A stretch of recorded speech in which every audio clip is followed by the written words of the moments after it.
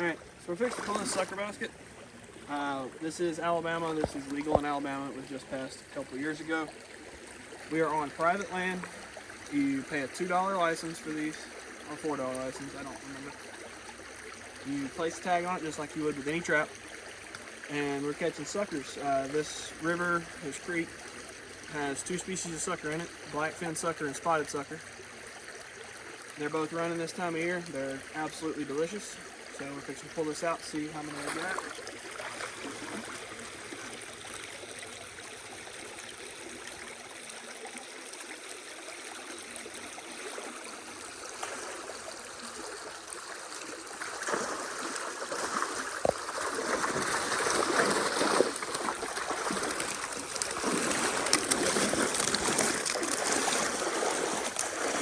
As you can see, we are loaded down. Looks like there's a shad or a big brim in there as well. This basket is basically a giant crawfish trap that's unbaited. It's just placed in a spot where the creek is winged off with this log. It's got a hole in the front about the size of your fist, just big enough an otter can't get in it. And there's a corner in the back where I'm able to dump the fish out. This is my carp flotation sling for retaining fish. Most folks will just use a filter sack. But when you have the technology, you use the technology. Alright, so right here we have a carp flotation sling that we're fixing to dump this basket into.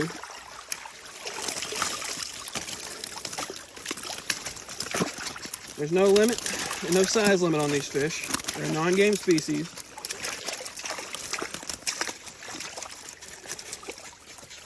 Big shad. Make a great catfish bait. So take that, zip it up. I'm gonna go place this back in the creek.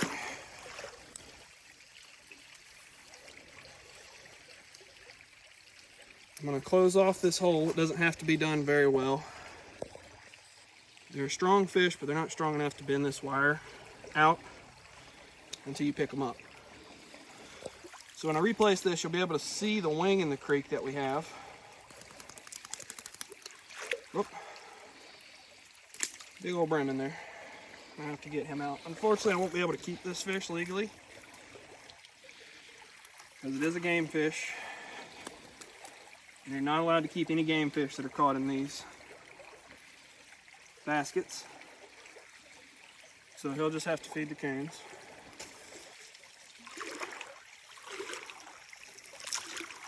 So you can see here, there's a log down in the creek and this driftwood's piled up. On either side, current's flowing through. That side over there is too shallow. And you're not able to put a basket in it. So over here on this side, where we have a single seam has formed through here. All we do is we'll take our basket,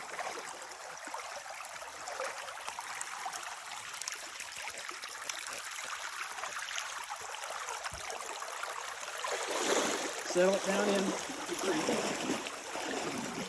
so that it's able to, it's just pointing downstream. I'm going to take it, tie it off right here.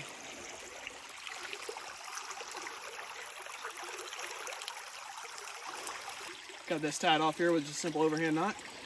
Probably take it and pull it out tomorrow, and that'll probably be all that I run for the year. I've been keeping the heads for catfish bait, and we're going to fry these guys up. Alright, so I've got my suckers here. They've been on ice for a little bit.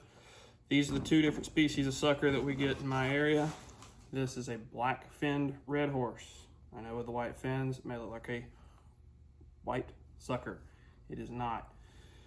This is the other species that we get here. This is a spotted sucker. You can tell by the little spots here. Whenever these guys get in a full breeding spec, they have a purple stripe down the side of them, almost like a rainbow trout.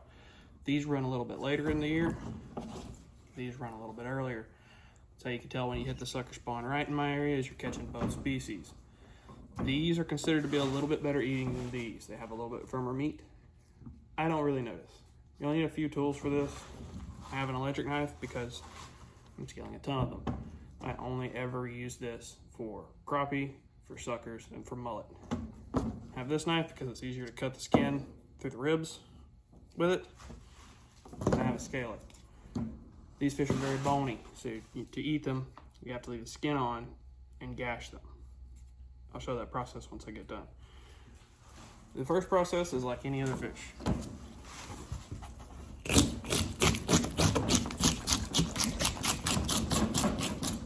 The scaler is just 2 bottle caps nailed onto. This is a piece of molding or crown or something that was in the barn here. Just a piece of old junk wood.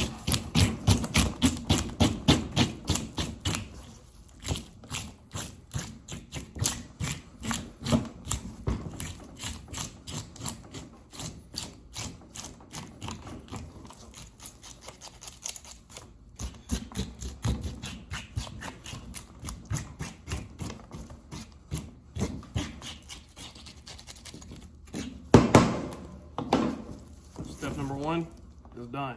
Tell this is a hen. She's putting out a little bit of roe when you squeeze her.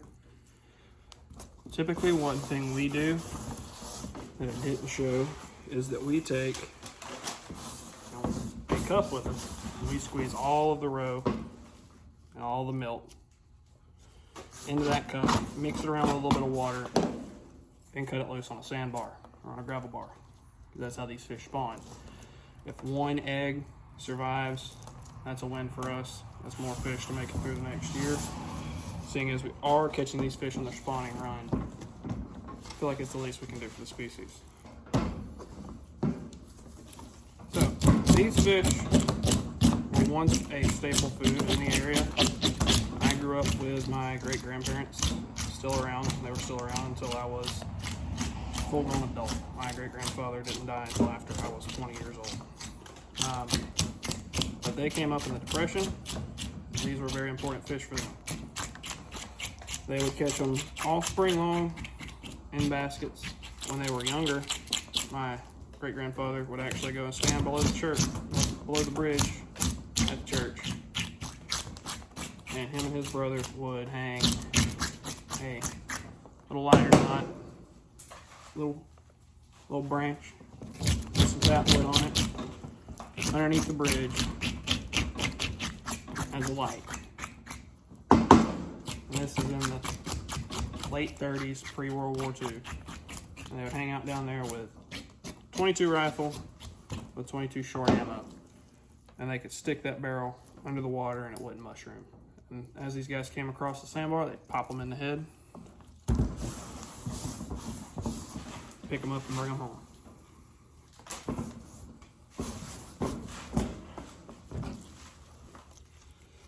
You can take these guys and can them, and they'll make the best patties that you've ever had. They're better than salmon patties any day of the week. I don't know if that's nostalgia talking, because I haven't had one in 15 years. But now, the next step in the fillet process is exactly the same as any other fish.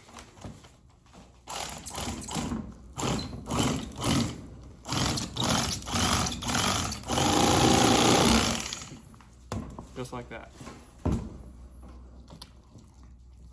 I'm gonna take all the guts out right here so that I can get out.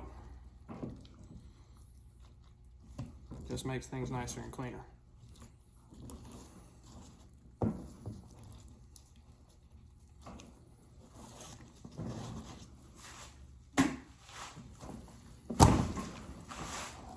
Same thing on the other side.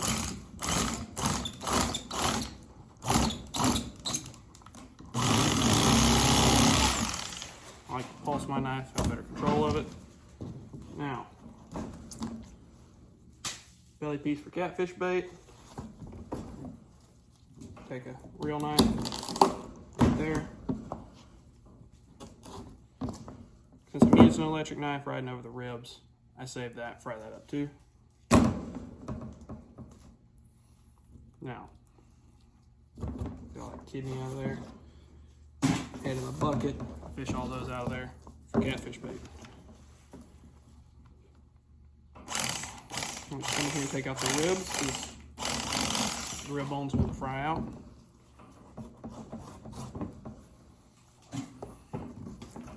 Then you have a clean, absolutely not boneless piece of meat.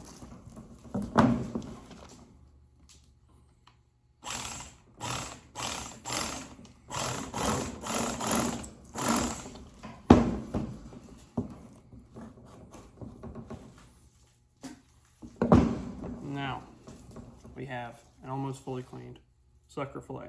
Now these fish have a row of bones that run right there and run right here. They start after the ribs, so they start right there. And then when these two lines disappear, they have bones that run this way under the meat. So, how we get around that is by taking these fillets and doing what we call gash them.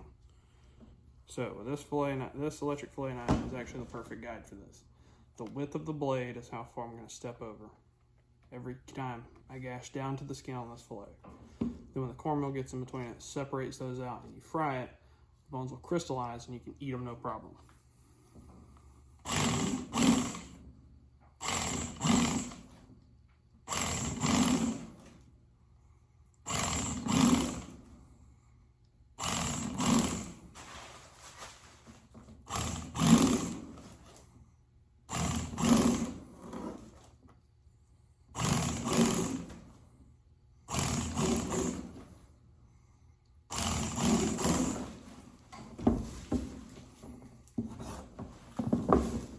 Take chunks about this size, you get the cornmeal in between each one of those, you fry them up, they're wonderful, nice and crispy. Alright, so this is the final product. Get that meal in between all them gashes, make sure them gashes get through all the bones. Drop them into some good hot grease so they get real brown. Like it. Alright, there's one of the best pieces of fish that you'll ever eat.